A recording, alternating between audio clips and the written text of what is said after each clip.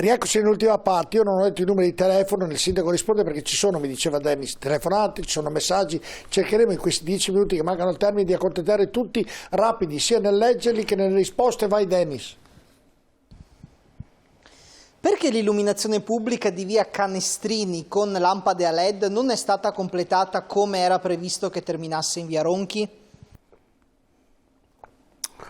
E non credo che doveva andare in via Ronchi, perché c'era via Canestrini e il quartierino di via Landucci, però sabato mattina io sarò lì alle 9:30 che mi incontro con alcuni residenti proprio per verificare il cantiere, come sta proseguendo. Se sabato mattina alle 9:30 viene lì, ne parliamo direttamente, verifichiamo anche questa cosa di via Ronchi che adesso non ho sotto mano. Altro messaggio. Altrimenti mi può chiamare in ufficio. Solo per segnalare che l'uscita dallo IOV è sopra il marciapiede e non si vede nulla perché c'è la mura dell'istituto. Lì questo mi associo, perché l'ho fatta anch'io, mica dici, questa è molto, molto pericolosa quell'uscita lì. È bella per chi va allo IOV, non bella per chi va allo IOV, non è bello per l'uscita di chi è stato allo IOV, però è davvero un po'...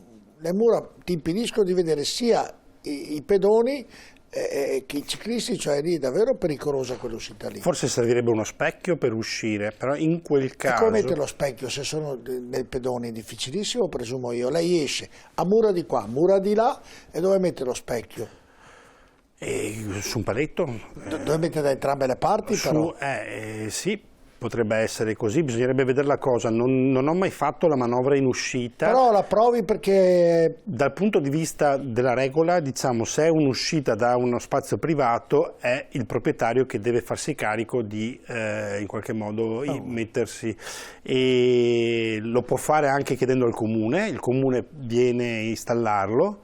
Però se è per uscire da una pertinenza privata è a pagamento. In questo caso con lo IOV possiamo sistemare. Può anche dirglielo lei allo IOV, no? Può anche dirglielo lei, ho capito. No, era per dare un'informazione, siccome tanti chiedono come faccio a mettere lo specchio. No, ha fatto bene Micarici, però magari lo IOV nemmeno si è reso conto, magari lei lo ricordi o alla regione o chi ne ha la responsabilità, che due specchi non è che muoia nessuno, insomma.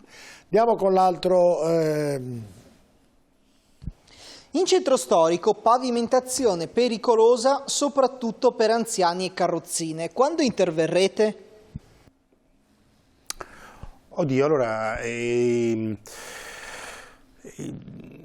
sto cercando di capire a cosa si riferisce, perché c'è della pavimentazione... ok, vabbè, allora al ciotolo, probabilmente sta parlando del ciotolo che si stacca. E abbiamo un servizio, quello del camioncino cantiere mobile, che gira continuamente e interviene su situazioni che si tolgono.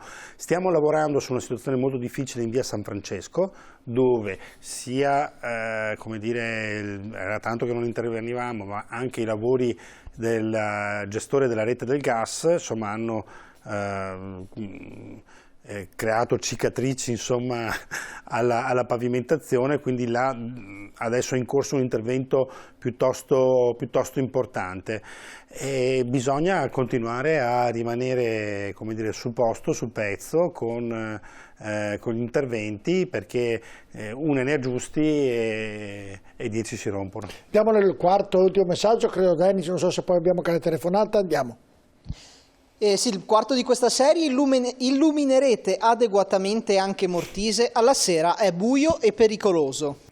È vero, Mortise ha un'illuminazione ancora di tipo incandescenza, così come la Stanga, dove era intervenuto anche il cittadino precedente. Sono due quartieri come dire, vicini, e lì abbiamo anche situazioni di alcuni passaggi pedonali, per esempio, che hanno un'illuminazione fiocca oltre alla strada, proprio perché abbiamo la vecchia illuminazione incandescenza. Ad oggi non sono previsti interventi lì, perché stiamo finendo, come dire, un grosso comparto. Do un'informazione: siamo al 50% della città con illuminazione a LED, quindi abbiamo fatto questi investimenti, come dire, che hanno portato a questo risultato. Bisogna arrivare all'altra metà, ci vorranno almeno una quindicina di milioni. per sistemare... Infatti noi ogni anno, no Mortise, dico Sì, ho capito. ogni anno finanziamo tratte di quartieri. Adesso abbiamo in lavorazione il quartiere Sant'Osvaldo, Santa Rita, Santa Croce, Camin, San Lazzaro, che è là vicino, e Città Giardino. Questi comparti qua, che sono probabilmente messi peggio anche dalla zona est. Siamo Santa Rita e Sant'Osvaldo hanno addirittura i vecchi impianti in serie, e quindi insomma lì occorrono anche lavori di scavo addirittura. Certo. Giorgio, scusami, possiamo, se proprio va bene, farvi vedere anche l'immagine direttamente che riguarda proprio lo IOV, Eccolo. l'uscita, quella incriminata, insomma, anche così per far capire magari ai nostri telespettatori.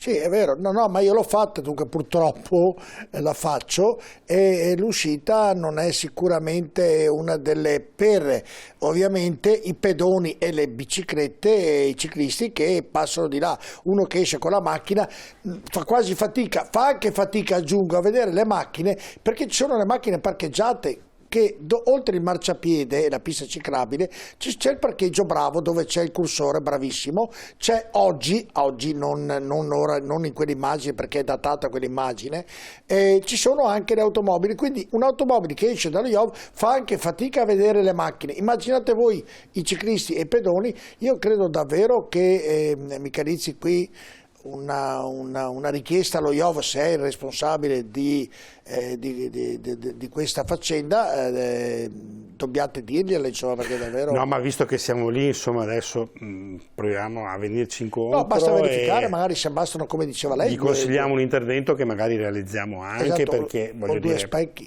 È un servizio pubblico che perché ne escono merita molte, supporto, lei sa, sostegno, ne escono molte macchine da lì. Certo. Telefonata, l'ultima di questa puntata, sentiamo che abbiamo linea. Pronto, buonasera, con chi parliamo e da dove? Buonasera Nicola, da Ponte Vico d'Arzere. Prego, signor buonasera Nicola. Giorgio e buonasera Assessore. Buonasera Nicola. Due o tre segnalazioni. Mi riferisco all'area che dal Dazio va verso Vico d'Arzere, le ultime case.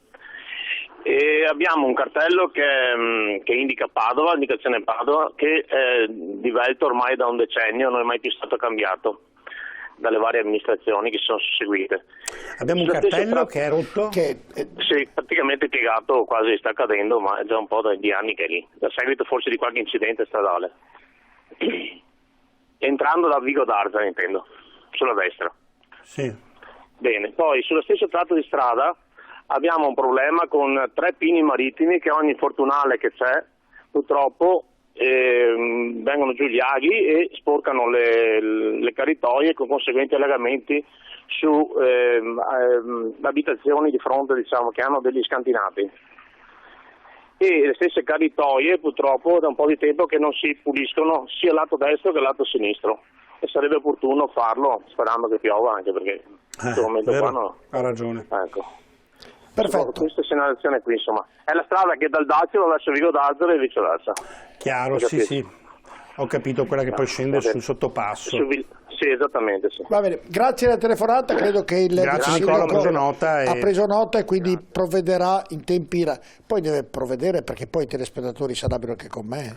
Se io riuscissi a fare tutte le cose che mi chiedono sarei un mago, però lavoriamo in quella direzione, accumuliamo spesso richieste su richieste. Sì, perché tanti fanno i supereroi, rispondo a tutto, faccio tutto, e guarda, io sono uno che gira tanto e giustamente i cittadini chiedono, ma è importante segnalare, è importante perché danno la dimensione dell'urgenza dei problemi, certo, però c'è anche quindi ci orientano. C'è anche una priorità, insomma, in certe richieste. Poi ci sono interventi come questi che ha detto il signor Nicola, per esempio quello del cartello, che insomma voglio dire, se è 10 anni che va è così, fatto, ecco. va fatto.